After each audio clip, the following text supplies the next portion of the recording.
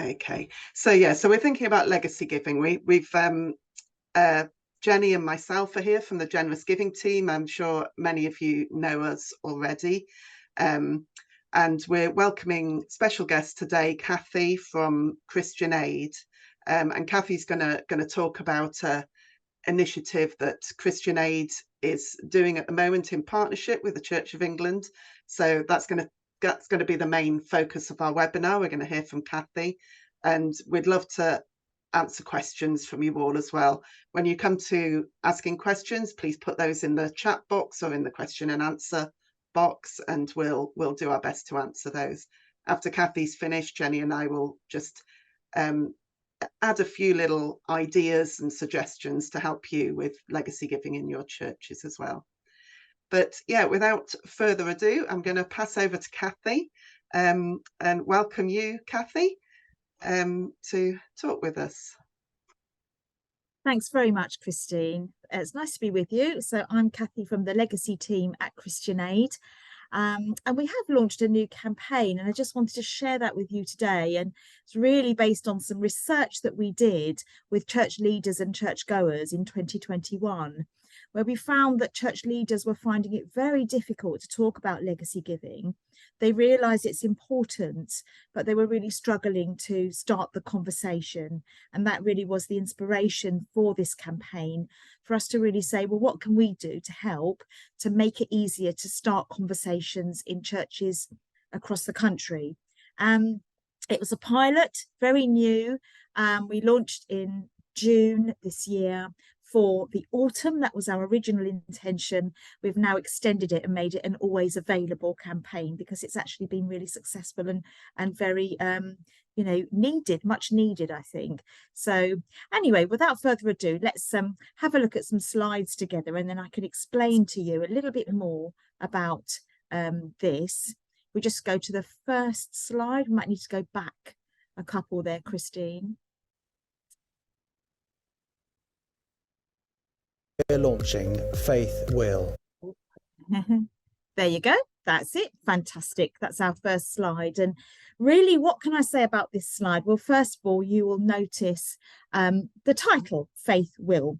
And we've had lots of questions about that. What does it mean? Why is it called Farewill? And it really came from a kind of expression that we pinned the campaign around, which was, your faith is powerful and so is your will. And it really came from that. Faith being powerful and so is your will came together as Farewill.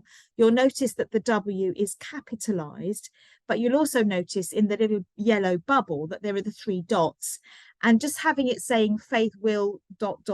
enabled us to have that almost double meaning of faith will bear fruit, faith will take action, faith will change the world, anything really we could have added after that. So it gave us flexibility to make statements about what faith will accomplish through a will. So let's move on to the next slide now and see what we were trying to achieve in this campaign. And you'll see. I'm sorry, bear with me. It's not moving on it's very moving quickly. slowly. Yeah, that's fine. Not sure why. Often happens. We'll get there. We'll have a look on the next slide. Will tell us what the outcomes were, the desired outcomes, what we wanted to get from it. There we go. So first of all, we really wanted to get more conversations going in churches across the country, based, as I said, on the knowledge that we had that 64% of church leaders just hadn't started the conversation. So that was quite surprising to us. And we saw that there was, help needed and a way to go with this. We also wanted churches to congregations to be asked to consider a gift in their will. And that would be to the church and to Christian Aid. So I will explain to you a bit more Gifts about. and I think wills. we've moved on. I'm really sorry. It's is it jerking? Really messing me about today. Don't worry, Christine. There you go. We're back again. We wanted congregations to consider leaving a gift to the local church and to Christian Aid. So very much a joint ask, and I'll explain a bit more about that in a moment. And the film that we're going to watch will help to explain as well. But we're also trying to have partnership and work together and learn what it's like to work in partnership. So we've been working with the Church of England, the Church of Scotland, and the Quakers for this very first launch. But excitingly, for 2024, we're hoping to have some new partners in addition. It's not saying that we'll get rid of the old partners, in addition to the Church of England, the Church of Scotland, and the Quakers, all of whom are happy to run with us again for next year. So been an exciting way to work together. Let's have a look now at the film if we can. It's about 3 minutes.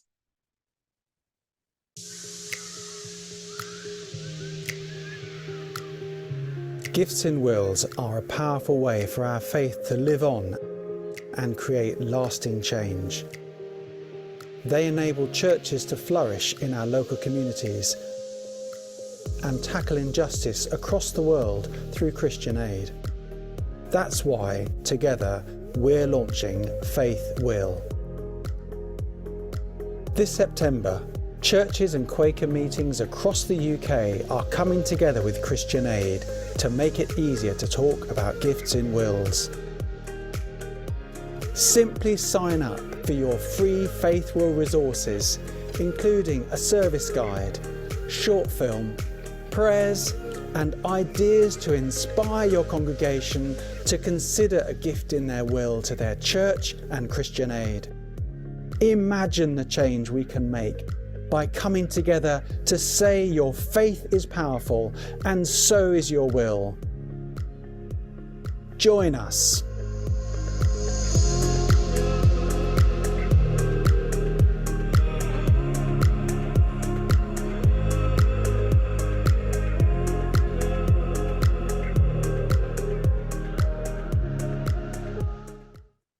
Thank you. But apologies, that was a 1 minute film.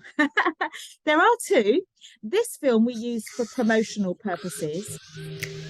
And the next film, the 3 minute film, we used for congregations to use, which I don't think I've included in this pack, but I can send it to you if you're interested. So we can move to the next slide now. Hopefully that film has just shown you some of the partners we're working with. There were representatives there from each of the partner organisations on that film, and we've used that to promote the campaign. And as I said, it's been really exciting working in partnership in this way. Why does it make sense? Well, there are many reasons why it makes sense to work in partnership, and hopefully we'll, as we go along, you'll see those reasons. So can we have the next slide, please? There we go. So we asked churches and congregations and Quaker meetings across the country to hold a legacy moment. Now, you may be thinking that's very vague, and it is vague, and it's deliberately vague because we didn't want to be prescriptive. We wanted to sort of have ideas that would range from 5 minutes if you only had 5 minutes, or an hour if you had a full service. We've even got activities that could take a bit longer than that if you wanted to do something, say, in a coffee morning or in a different setting. So we wanted these resources that we provided to be really flexible across any kind of moment, whatever that might look like. And we wanted it to be tailored to the individual needs of the church. So we created, as far as possible, a really flexible campaign. So that legacy moment could be at any time. Originally, we thought of it as a harvest moment, but we quickly became aware that for many of the dioceses, that just was not a good time of year. And there was a preference to have something at Remembrance Tide, the period of time that we're in now, really, or at Christmas for some, New Year, around the time of resolutions, making resolutions. And some have said Lent, and some have said into next harvest. So really, we've extended this to an always available campaign. So it's not specifically harvest related now. What is the ask? Well, the ask is to ask congregations to consider leaving a gift in their will to both Christian Aid and their place of worship as a joint ask. And that works really well to ask for both. We've had some feedback actually from one of the dioceses who said that although it's difficult to talk about legacy giving in church because it feels a bit selfish because you're asking for money for the church, the fact that this was a joint ask actually made it easier for us to present in the church context. That was some feedback that we had from one of the dioceses. Let's have the next slide, please, Christine. So what do we know? Well, we know that over 80% of church members are giving regularly to support the church of their the ministry of the church. And that's great, fantastic news, and not the same as 50 years ago. So big improvements in giving and regular giving in churches, although I know there's a way to go with that. But that's not reflected when it comes to legacy giving, which falls far behind that. This is not specific to the Church of England. This is more of a general picture across churches. But fewer than 20% will remember to leave a gift to their church family in their will. So why work in partnership with Christian Aid? What difference will that make? Well, let's have a look at the next slide. We can see that, honestly, there's a problem. People aren't talking about it. There's a negativity. There are barriers to overcome. Let's look at the next slide and we'll see what we feel we can offer in this partnership. Although that's the case, that people are not giving gifts in their wills in the church, those who've given to Christian Aid in their wills, 2/3 of them, more than 2/3 of them, have also included a gift to their church, which made us feel we would be excellent partners to work with, because we see this when we see the wills that we receive, that many of them, more than 2/3, will contain a gift to their church. That made us feel we're going to be excellent partners to work together here. I also wanted to point out that of these gifts that we're talking about, the gift to the church was of the same value or greater value than the gift to Christian Aid, the same or greater value. So that's really good news. I've looked at wills where 3 churches have been remembered. And in that case, the person was remembering the church where they were baptized, the church where they got married, and the church where they worshipped for most of their life. So there were 3 churches. The most I've seen in one will is 12 churches. So that's amazing, isn't it? And we see these wonderful things, and we just thought, let's tell the church about this, that we're seeing this connectivity here between people who think about charitable giving and then think, well, who else has been really important in my life? Not just the charities, the church has been there for me. So that sort of openness to charitable giving really is good news for encouraging people to think about gifts to the church. Let's have the next slide, please, Christine. So in picture terms, I like to think of this as us belonging to more than one family. So the first family that we belong to there on the left of the slide is our natural biological family. If we have natural biological family, they are our first priority. The scriptures encourage that. They tell us that we should provide for our families.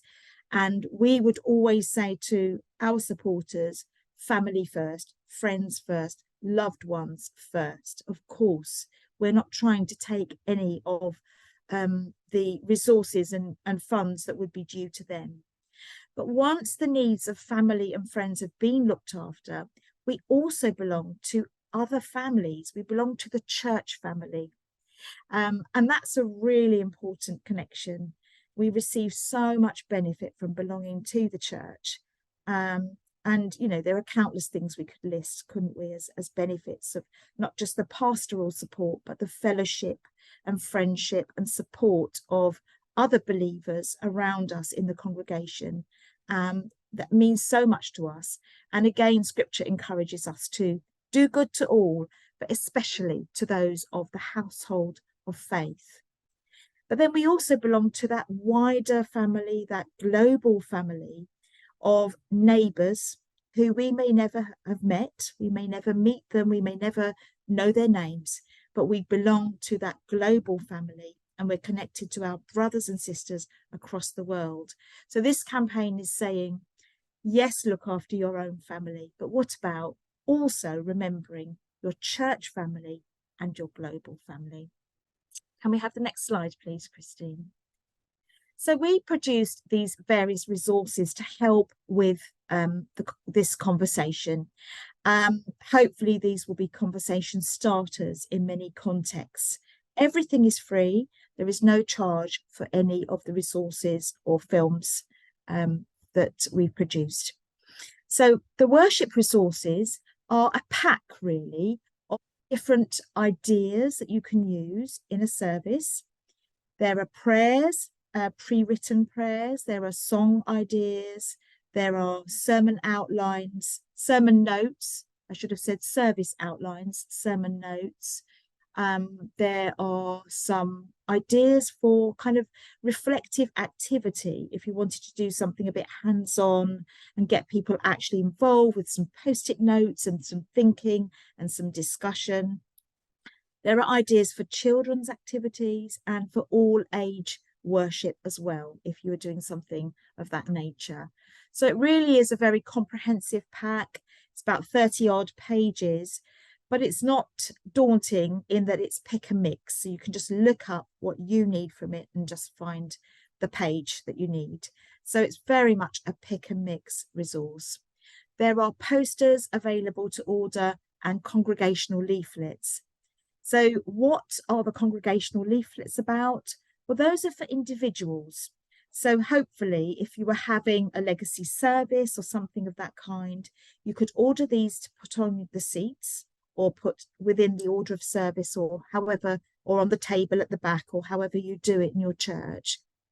And these leaflets point individuals to the next steps. So if they wish to take things further and they want to find out about how they could leave a gift to their church or to Christian Aid or to both, the leaflet will point them forward, and it will point them to the person in the Church of England, the contact that they will need to speak to take things further. So it's very much pointing out to the networks of our partners.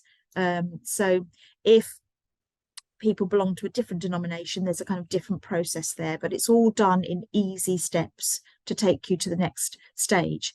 One important thing that I need to point out about all of these resources, I have said they're free, and they are, but we have asked for churches to sign up for them. It doesn't involve any kind of long ongoing thing. It's just a welcome email and here are your resources. The reason we've done this and requested a sign-up process online is simply because we wanted to track the number of churches that are engaging, and we wanted to have some kind of measure of how this has resonated for people and how much or how little it's being used. So it's pilot year, so it's very important for us to actually measure that. We've got to date 228 individual churches signed up. Our target was 100, so we're very excited that that was doubled. But we've also had 21 dioceses sign up as well. So to receive those resources, you do need to sign up, and I'll share with you the sign up procedure at the end. Can we have the next slide, please, Christine? So just a little bit of a deeper dive into the pack before I finish. The pack contains sermon themes and sermon notes and approaches the subject in 4 different ways. For 2024, we'll refresh this and have some new approaches. But this time we approached it as Legacy as Gift, and this was based on the story of Abraham in the Bible, trusting in an unknown future, trusting in God to take him on that journey. And it's very much about values, this one, how a legacy gift really expresses your values and your passions and your interests. So that's one way to approach it. The next way was as commitment to take action.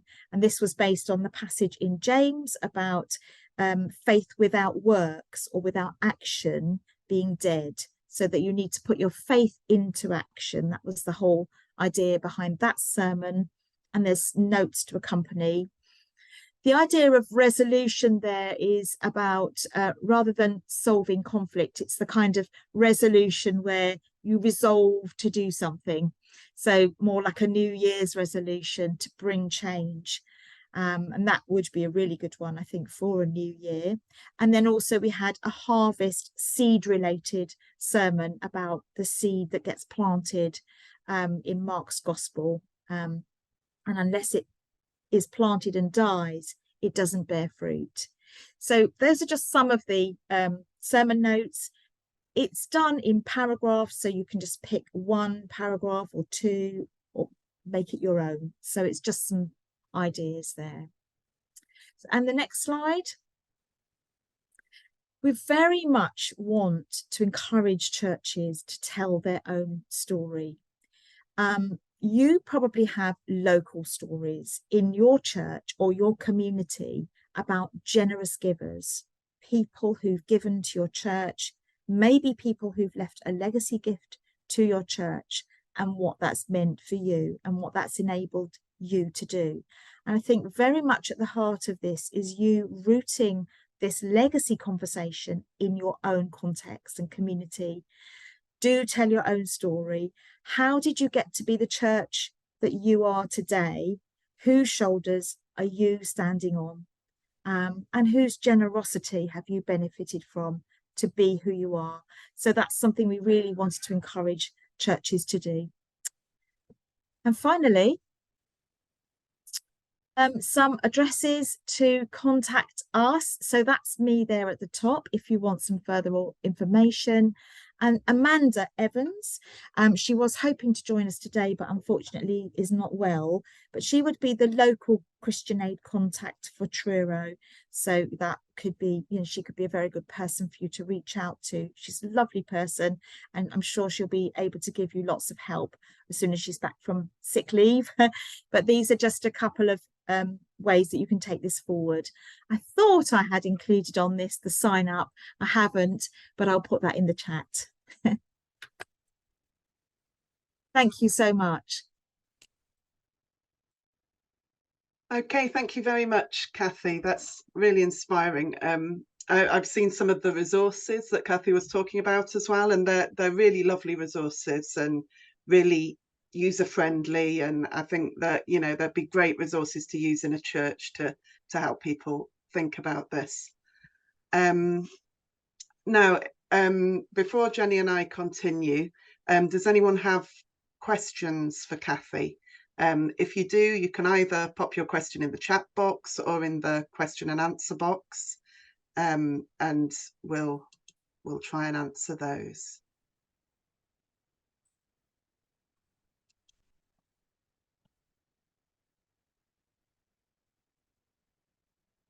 None for the moment.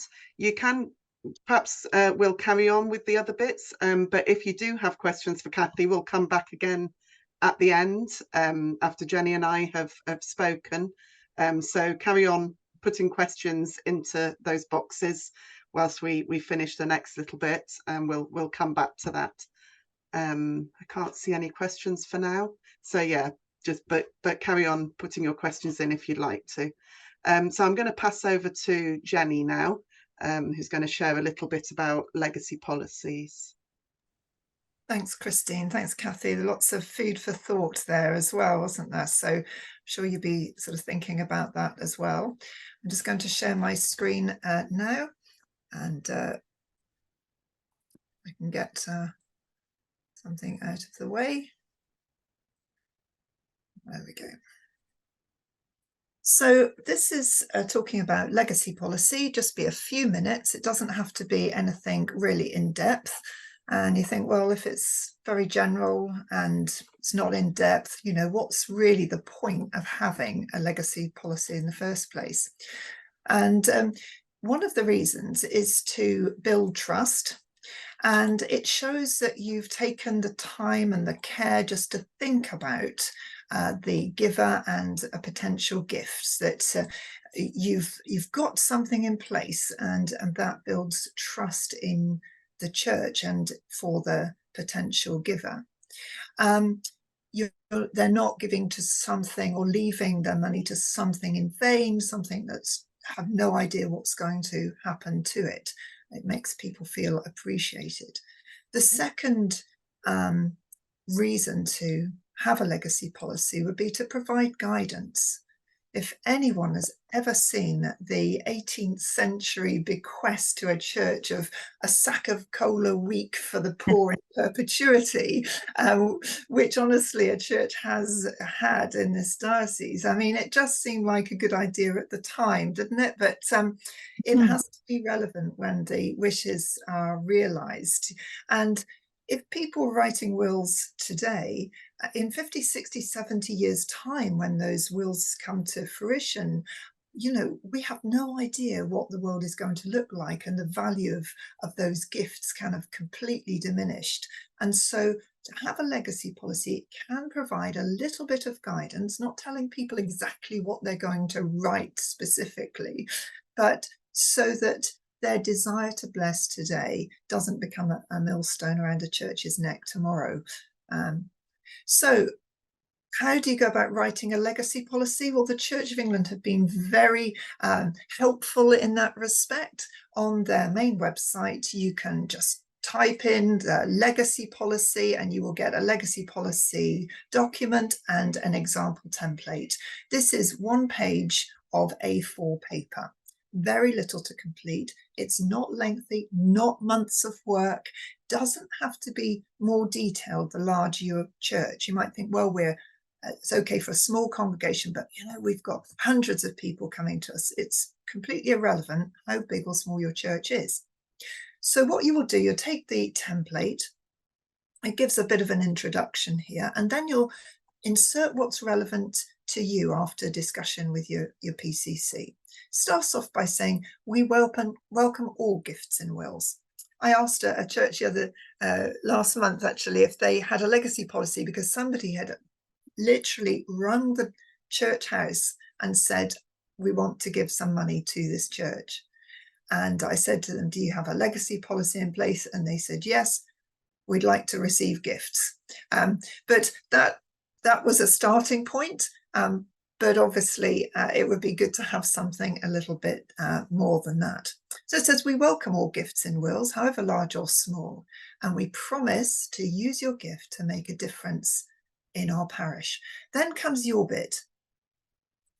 What are you going to, what is your legacy policy? And you might sort of think, well, I don't know where to start on that. Well, very helpfully, the guidance notes have written their own. So the guidance notes say our policy is to use gifts to help fund significant development projects, whether buildings, equipment or staff.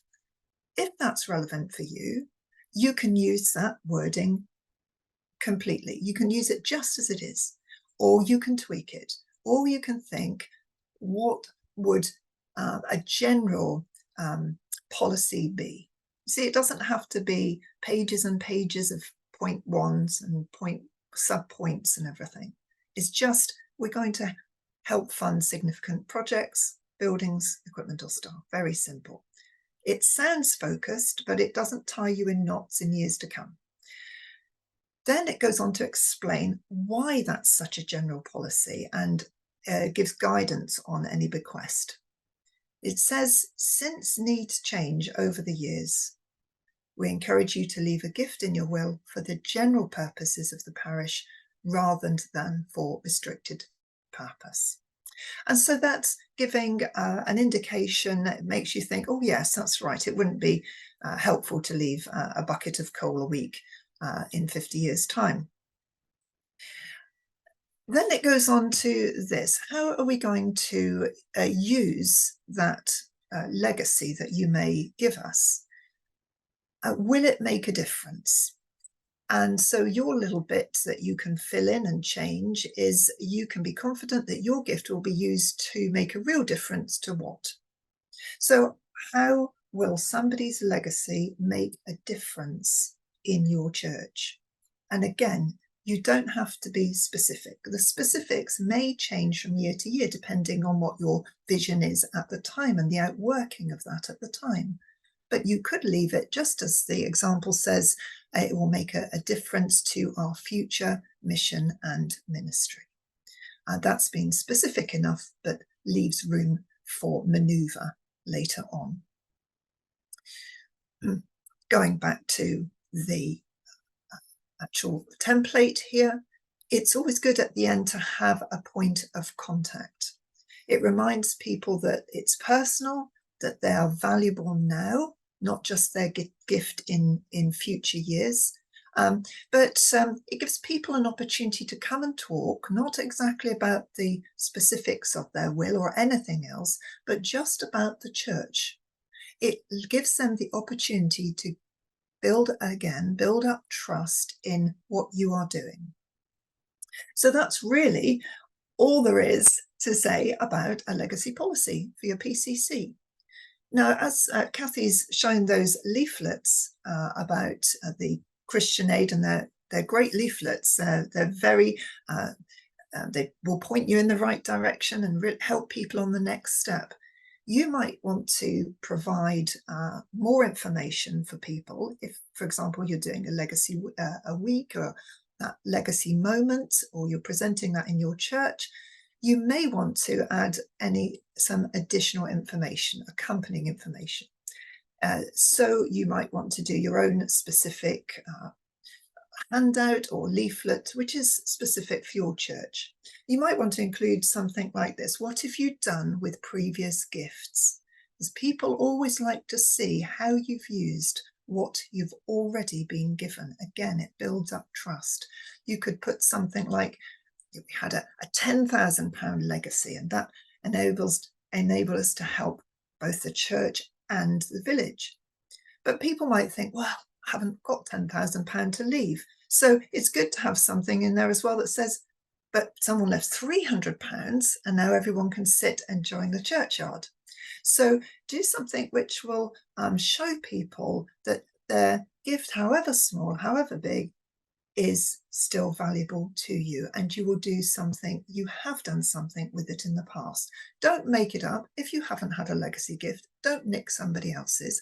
People want to see that you are genuine and that you care for, you take care of what you've been given.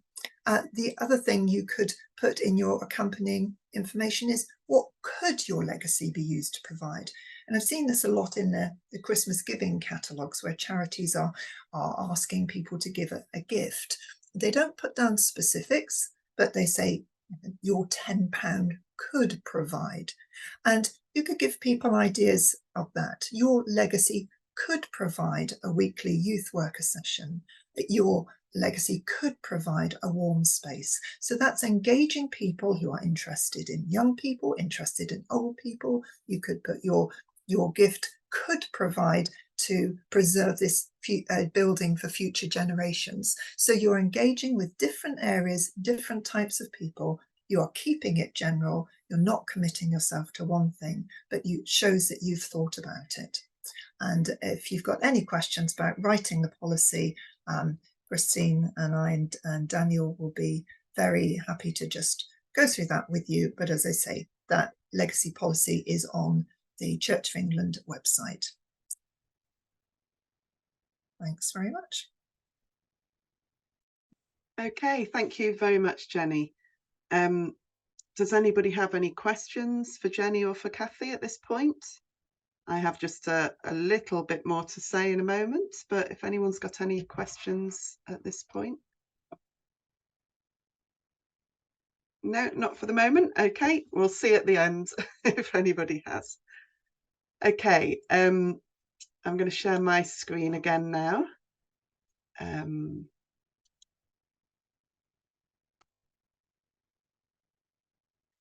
So I'm just going to look now. There we go. I'm just going to look now at about leaving gifts in wills, as we've been talking about, but also a scheme called Farewill, which is a free will writing scheme, which you might want to promote alongside the Faithwill Christian Aid moment as well. First of all, so this is just a little graph just to illustrate in the Church of England, the kind of trend in bequests and wills, you can see that the yellow line is falling, and in recent years it fell rapidly. And this is the number of bequests, or the amount of bequests in people's wills. So it is declining. The legacy income has been increasing because of those generous bequests of people in the past that they've left in their wills. But you can see that actually it's important to think about how to encourage people to leave gifts in their wills, to encourage that yellow line to start an upward trend again. So why should we encourage gifts in wills? Well, from that graph, we could see that the bequests to the church in people's wills have nearly halved in the last 10 years, which is quite a massive drop. And Anglicans, it's been shown, are 3 times as likely to leave a legacy to charity than to their church. And that's one of the reasons why this partnership with Christian Aid could be a good way to go about it, because people are more likely to consider an organisation such as Christian Aid. And if we can encourage people at the same time to consider their church, then that will have positive effects. Only 15% of churchgoers have reported ever being asked to leave a gift in their will to their church, whereas research that was done by Christian Aid has shown that people are 18 times as likely to leave a gift in their will simply by being asked to consider it. So it's really important that we do talk about this. I think people find it quite difficult to talk about it and quite difficult to make that ask, but it's really important that we do that, because it's much more likely that people will consider it. And it's a good form of stewardship. Writing a will is stewarding what we have into the future after we're gone. It's continuing that stewardship that we've been doing throughout our lives. So the Church of England has partnered with Farewill, which is an online will writing service, very well respected, widely used will writing service. Very easy to do. You do it all online. It takes about 30 minutes on average.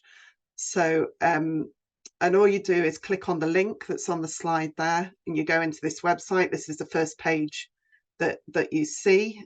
If you click on the link with the Truro Diocese there, then it automatically it automatically gives you that free will, because Truro Diocese have signed up to get some of these free wills through the scheme with the Church of England. If you go straight into the Farewill website without using the Truro Diocese link, you just have to use that code at checkout, Truro Diocese, and your will be free. And so why would we use this? Well, as you go through this will writing scheme, there are 2 places within it where you're asked if you'd like to include a gift to your church. You're also asked if you'd like to include a gift to charity as you go through this. But in those 2 places, there's one part where you're asked whether you'd like to give a percentage of your estate to the church. And there's another point where you're asked to leave a one-off cash gift. Of course, you can say no, it's not essential. Not everyone does it, but it's actually making that ask, putting the idea into people's minds that this is something that they could do. And yeah, it's been shown. Why would we do this? Well, it's been shown, the third point there, 1/4 of the people, when they're asked that question using this Farewill scheme, they do actually include a legacy to their church. So it is worth doing this and making that ask. It's been shown that 30% of Anglicans don't actually have a will. So offering this free will service to people is a benefit to them, to enable them to do that freely and easily. And Farewill, as I say, it is a respected will writing scheme. It's very easy, it's safe, it's legal, and it's very quick to do it. Farewill have a legal team that check through the wills. So it is a good system, a good scheme. And as I say, through the Church of England, we can provide that freely for people. So, you know, it might be something that if you're running a Faithwill moment through Christian Aid, together with that, you could make people aware of this system where they can access a free will and write their will in that way.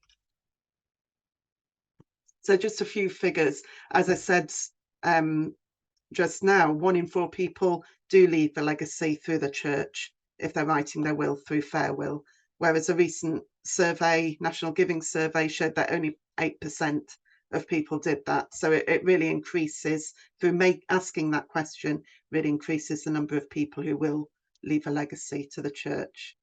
And 75% of those people left percentage legacies rather than a cash gift. And the average for charities is only 41% of people. So that, you know, that's a really big increase in people leaving that percentage legacy because they've been asked to consider it.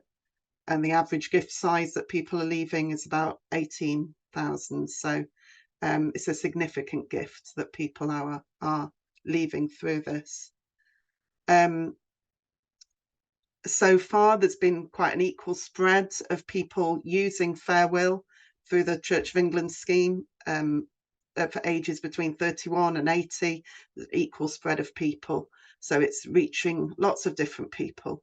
And the Church of England have forecast that it should generate over £2 million for churches.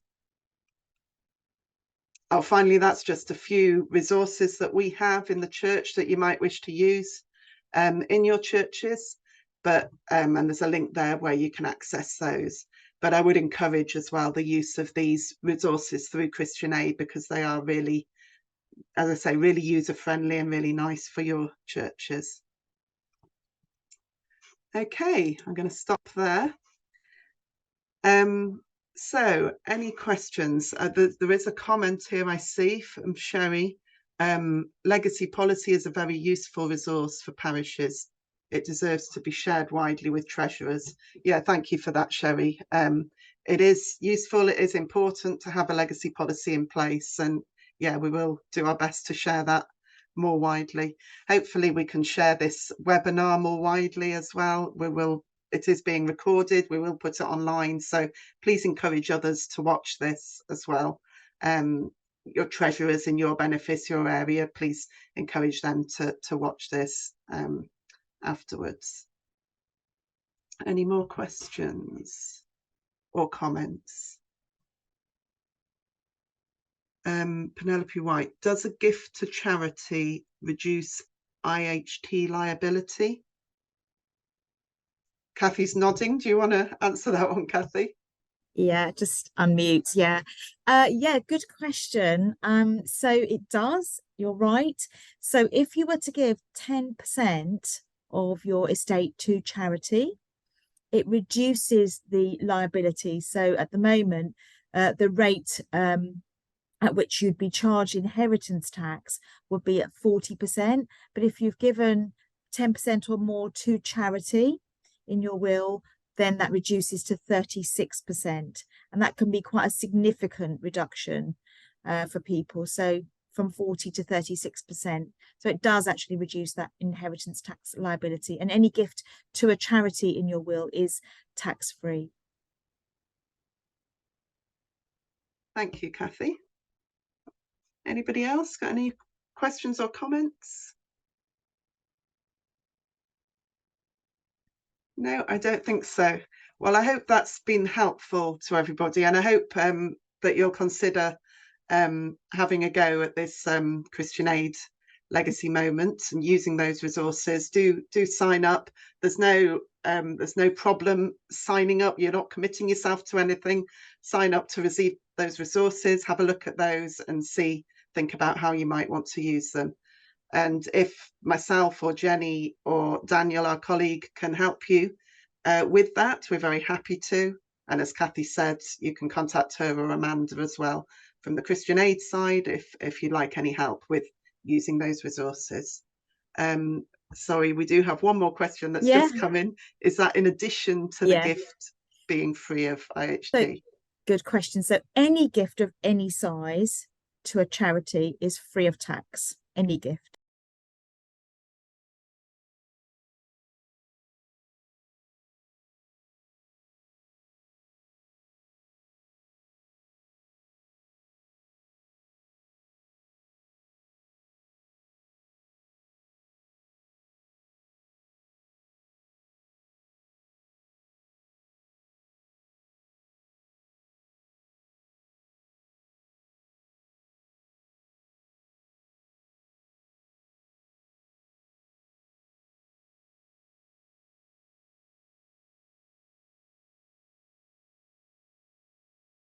This farewell is.